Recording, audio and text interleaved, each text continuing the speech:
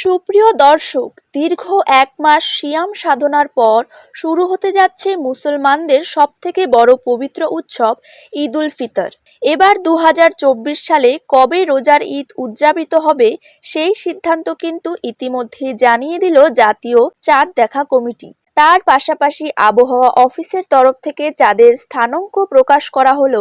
সমস্ত কিছুই জানিয়ে দেব আজকের ভিডিওটির মাধ্যমে। বিস্তারিতভাবে জানতে হলে অবশ্যই ভিডিওটিকে শেষ পর্যন্ত মনোযোগ সহকারে দেখবেন এবং আপনার জেলার যে কোনো গুরুত্বপূর্ণ খবরের আপডেট সবার আগে পেতে হলে অবশ্যই চ্যানেলটিকে সাবস্ক্রাইব করে রাখবেন এবং পাশে থাকা বেল আইকনটিকে প্রেস করে রাখবেন। তো চলুন ভিডিওটিকে শুরু করা যাক। আমরা জানি রোজার শেষে শাওয়ালের প্রথম দিন পবিত্র ঈদ উল ফিতর উদযাপন হবে।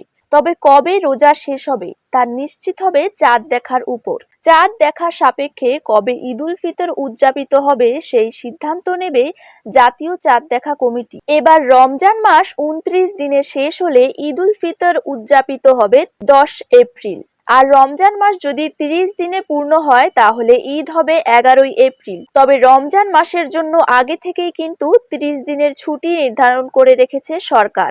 ঈদ উল ফিতর উদযাপনের বিষয়ে চূড়ান্ত সিদ্ধান্ত নেবার জন্য আগামী ৯ এপ্রিল জাতীয় চাঁদ দেখা কমিটি কিন্তু বৈঠকে বসবে।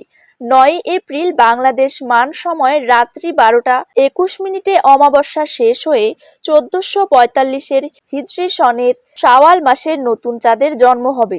ওই দিন সূর্যাস্তের সময় চাঁদের বয়স হবে ০.৭৪৮০ দিন এবং সূর্যাস্তের ২২ মিনিট ৭ সেকেন্ড পর চন্দ্রাস্ত ঘটবে। ওই দিন রাত ৯টা ১ প্রতিপদ শেষ হয়ে দ্বিতীয়া শুরু হবে। এই বছর খালি চোখে চাঁদ দেখার সম্ভাবনা খুবই কম হতে পারে বলে জানিয়েছে আবহাওয়া অফিস। চাঁদ দেখা কমিটির মতে ১০ই এপ্রিল চাঁদ দেখা যেতে পারে আকাশে এবং ১১ তারিখ হতে পারে ঈদ উল ফিতর।